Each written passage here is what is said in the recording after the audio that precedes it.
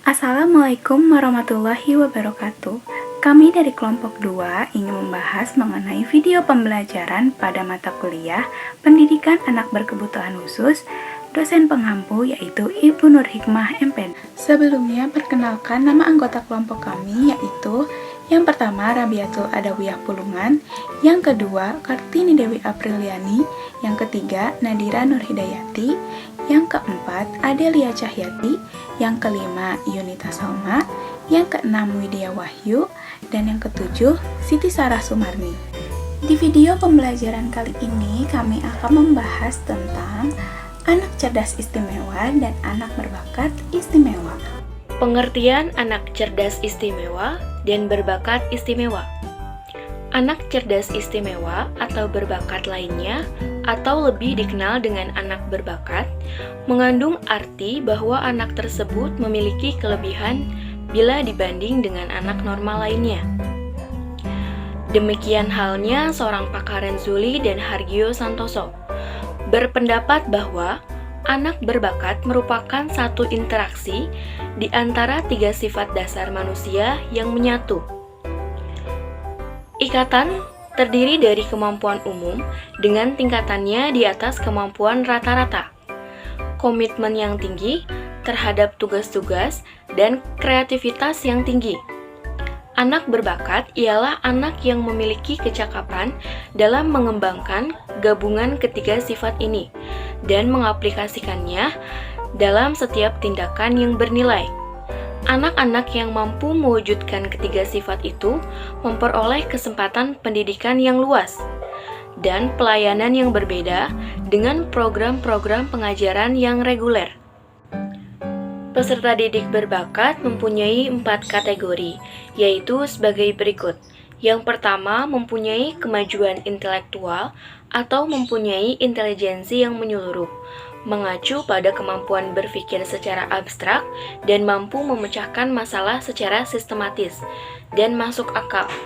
Kemampuan ini dapat diukur pada anak maupun orang dewasa dengan tes psikomotorik berkaitan dengan prestasi. Umumnya dinyatakan dengan skor IQ.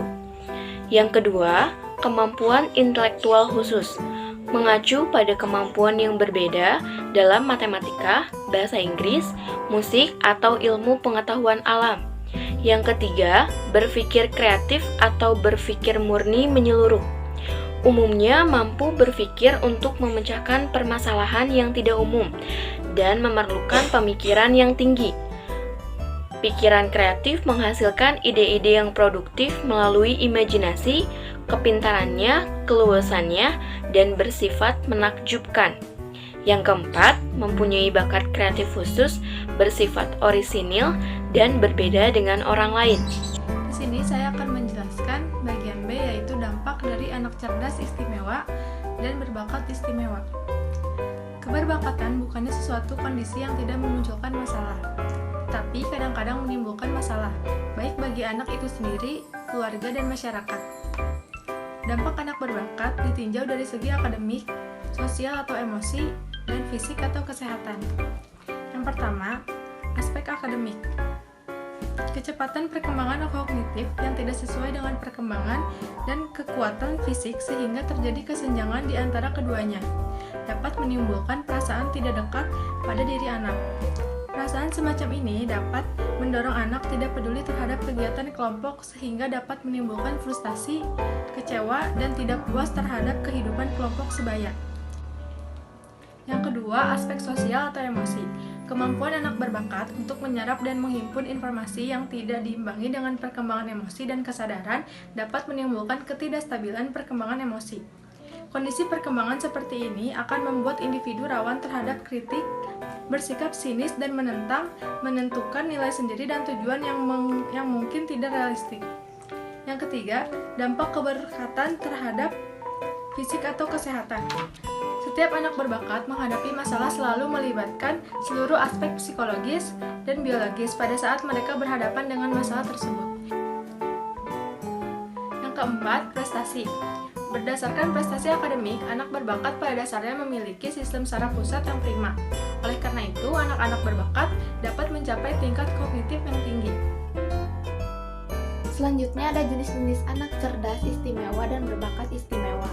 Anak yang mempunyai kecerdasan di atas rata-rata dapat diklasifikasikan menjadi 3 kelompok, seperti dikemukakan oleh Sutratinah Tirtonegoro pada tahun 1984 halaman 29, yaitu genius, gift, dan superior. Ketiga kelompok anak tersebut memiliki peringkat ketinggian intelijensi yang berbeda. Di antaranya, yang pertama adalah genius. Genius ialah anak yang memiliki kecerdasan luar biasa sehingga dapat menciptakan sesuatu yang sangat tinggi nilainya.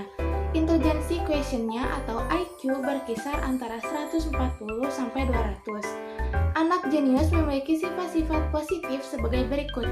Daya abstraksinya baik sekali, mempunyai banyak ide, sangat kritis, sangat kreatif, suka menganalisis, dan sebagainya. Di samping memiliki sifat-sifat positif, juga memiliki sifat negatif. Di antaranya, cenderung hanya mementingkan dirinya sendiri atau egois, temperamennya tinggi sehingga cepat bereaksi atau emosional, tidak mudah bergaul, senang menyendiri karena sibuk melakukan penelitian, dan tidak mudah menerima pendapat orang lain. Yang kedua adalah gift. Anak ini disebut juga gift and talent, dan adalah anak yang tingkat kecerdasannya atau IQ-nya antara 125 sampai dengan 140. Di samping memiliki IQ tinggi, juga bakatnya yang sangat menonjol seperti bakat seni musik, drama, dan ahli dalam memimpin masyarakat. Anak gift diantaranya memiliki karakteristik mempunyai perhatian. Yang ketiga adalah superior. Anak superior tingkat kecerdasannya berkisar antara 110 sampai dengan 125, sehingga prestasi belajarnya cukup tinggi. Anak superior memiliki karakteristik sebagai berikut: dapat berbicara lebih dini, dapat membaca lebih awal, dapat mengerjakan pekerjaan sekolah dengan mudah, dan dapat perhatian dari teman-temannya. Menurut Wardani tahun 2002 halaman 3 dan 5, karakteristik anak berbakat ditinjau dari segi akademik, sosial atau emosi, dan fisik atau kesehatan. Untuk mengenali karakteristik anak-anak berbakat dapat dilihat beberapa segi, diantaranya adalah potensi. Beberapa hasil penelitian menunjukkan bahwa anak-anak berbakat memiliki potensi yang unggul. Anak-anak berbakat berkembang lebih cepat atau bahkan sangat cepat bila dibandingkan dengan ukuran perkembangan yang normal. Bila guru menemukan anak seperti itu, maka guru dapat menduga bahwa anak itu anak-anak yang berbakat. Hal ini disebabkan anak berbakat memiliki superioritas intelektual, mampu dengan cepat melakukan analisis, dan dalam irama perkembangan kemajuan yang mantap. Bahkan dalam berpikir, mereka sering meloncat dari ukuran berpikir yang normal. Karakteristik sosial yang dimiliki anak-anak berbakat ialah cakap mengevaluasi keterbatasan dan kelebihan yang dimiliki dirinya dan orang lain. Sifat ini akan membuat anak berbakat menjadi tampil bijaksana.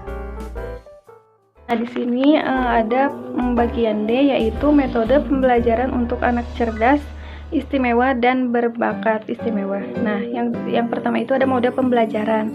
Di sini ada pengayaan. Dalam model ini anak mendapatkan pembelajaran tambahan sebagai pengayaan. Nah, kemudian di poin B-nya itu ada percepatan, yang dimana secara konvensional bagi anak yang memiliki kemampuan superior dipromosikan untuk naik kelas lebih awal dari biasanya. Kemudian ada poin C, yaitu segregasi anak-anak berbakat dikelompokkan ke dalam satu kelompok yang disebut ability grouping dan diberi kesempatan untuk memperoleh pengalaman belajar yang sesuai dengan potensinya. Kemudian di sini ada model penilaian, yang dimana proses penilaian pada anak berbakat sebetulnya tidak berbeda dari penilaian pada umumnya. Namun karena pada cakupan kurikulum berbeda, maka akan berbeda dalam penerapan penilaiannya.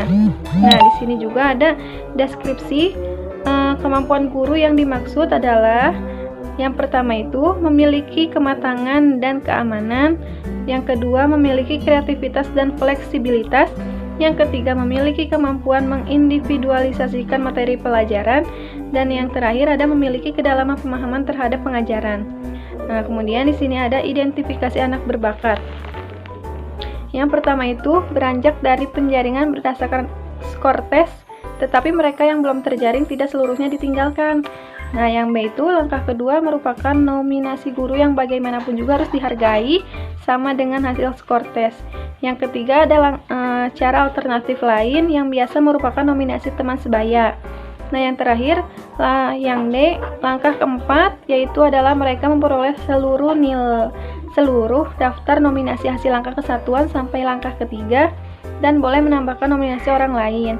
Sedangkan yang E yaitu langkah nominasi informasi tindakan. Proses ini terjadi bila guru setelah memperoleh penataran dalam pendidikan anak berbakat. Sedangkan yang terakhir, penyaringan melalui tes dan menjadi cara yang populer antara lain karena menghargai kriteria. Melanjutkan dari materi sebelumnya, kita masuk ke layanan bagi anak cerdas istimewa dan berbakat istimewa. Di sini dibagi menjadi dua. Yang pertama ada prinsip layanan dan yang kedua ada aksesibilitas layanan pendidikan. Yang pertama, prinsip layanan. Prinsip layanan memiliki beberapa model-model yang biasanya dilakukan untuk anak berkebutuhan khusus atau anak cerdas istimewa dan berbakat istimewa. Di antaranya, yakni kognitif efektif, nilai, moral, kreativitas, dan juga bidang khusus lainnya. Untuk mendampingi anak yang memiliki kecerdasan istimewa atau berbakat istimewa, orang tua seharusnya didampingi oleh guru sehingga orang tua mampu untuk menghadapi anak cerdas istimewa dan berbakat istimewa. Ada beberapa hal yang dapat dilakukan oleh orang tua untuk mempersiapkan dirinya di mana menghadapi anak yang memiliki cerdas istimewa dan berbakat istimewa. Di antaranya, yang pertama, mempersiapkan diri, yang kedua, membuka diri, yang ketiga, selalu memantau di mana tahapan-tahapan pada anaknya sesuai dengan usianya, dan yang keempat ada mendampingi anak. Yang kelima, banyak menstimulus. Usia dari bayi hingga usia 5 tahun pada anak adalah waktu yang tepat untuk banyak menstimulus, di mana sering mengajak mengobrol, bernyanyi, lalu mengajak bermain, dan juga lain sebagainya. Dan yang terakhir di sini ada bekerja sama dengan sekolah. Adanya interaksi yang baik atau hubungan yang baik antara orang tua dengan sekolah merupakan salah satu upaya untuk mempersiapkan orang tua untuk menghadapi anak cerdas istimewa dan berbakat istimewa. Aksesibilitas pelayanan pendidikan. Untuk metode untuk mengajar siswa gifted seharusnya mendorong mereka ke arah pemikiran abstrak atau pemikiran operasional formal, kreativitas, membaca teks asli tingkat tinggi, dan kemandirian, bukan hanya mempelajari fakta-fakta dengan kuantitas yang lebih besar. Salah satu metode yang cocok untuk siswa-siswa ini adalah metode cooperative learning atau pembelajaran kooperatif di kelompok kemampuan campuran. Strategi pembelajaran yang sesuai dengan kebutuhan anak berbakat akan mendorong anak tersebut untuk berprestasi. Hal-hal yang harus diperhatikan dalam menentukan strategi pembelajaran adalah yang pertama, pembelajaran harus diwarnai dengan kecepatan dan tingkat kompleksitas. Tidak hanya mengembangkan kecerdasan intelektual semata, tetapi juga mengembangkan kecerdasan emosional. Ketiga, berorientasi pada modifikasi proses, konten, dan produk. Model-model layanan yang biasa diberikan pada anak berbakat yaitu model layanan perkembangan kognitif, afektif, nilai, moral, kreativitas, dan bidang khusus. Kurikulum berdiferensiasi bagi anak berbakat mengacu pada penanjakan kehidupan mental melalui berbagai program yang akan menumbuhkan kreativitasnya serta mencakup berbagai pengalaman belajar intelektual pada tingkat tinggi. Cara mengajar anak yang memiliki cerdas istimewa dan cerdas berbakat istimewa sebagai berikut. Yang pertama, program pengayaan. Pemberian pelayanan pendidikan kepada anak cerdas istimewa dan bakat istimewa yang dimiliki dengan penyediaan kesempatan dan fasilitas tambahan yang bersifat perluasan atau pedalaman setelah yang bersangkutan menyelesaikan tugas-tugas yang diprogramkan untuk peserta didik lainnya. Praktiknya nanti, anak jenius yang menjadi siswa SD dapat diberi tugas perpustakaan, belajar bebas, mempelajari kasus tertentu, dan sebagainya. Program ini cocok untuk peserta didik yang bertipe Anchored Learning. Yang kedua, gabungan program percepatan dan pengayaan. Pemberian layanan pendidikan pada anak cerdas istimewa dan bakat istimewa untuk dapat menyelesaikan program reguler dalam jangka waktu yang lebih singkat dibanding siswa lainnya yang tidak mengambil program tersebut. Waktu yang digunakan untuk menyelesaikan program belajar bagi siswa yang memiliki potensi kecerdasan dan bakat istimewa lebih cepat dibandingkan dengan siswa reguler. Pada satuan pendidikan sekolah dasar, dari 6 tahun dipercepat menjadi 5 tahun, sedangkan pada satuan pendidikan sekolah menengah pertama atau SMP dan sekolah menengah atas atau SMA masing-masing dari 3 tahun dapat dipercepat menjadi 2 tahun. Pendekatan pengelompokan dapat ditempuh dengan mengelompokkan anak-anak jenius jadi satu dan menerima pembelajaran khusus. Prakteknya nanti, anak-anak jenius bisa dikelompokkan ke dalam sekolah atau SD khusus atau ke dalam kelas khusus di suatu SD, atau tetap saja berbaur dengan siswa lain tetapi terjadwal pertemuan khususnya. Cukup sekian video pembelajaran dari kelompok kami, kurang lebihnya mohon maaf. Terima kasih. Assalamualaikum.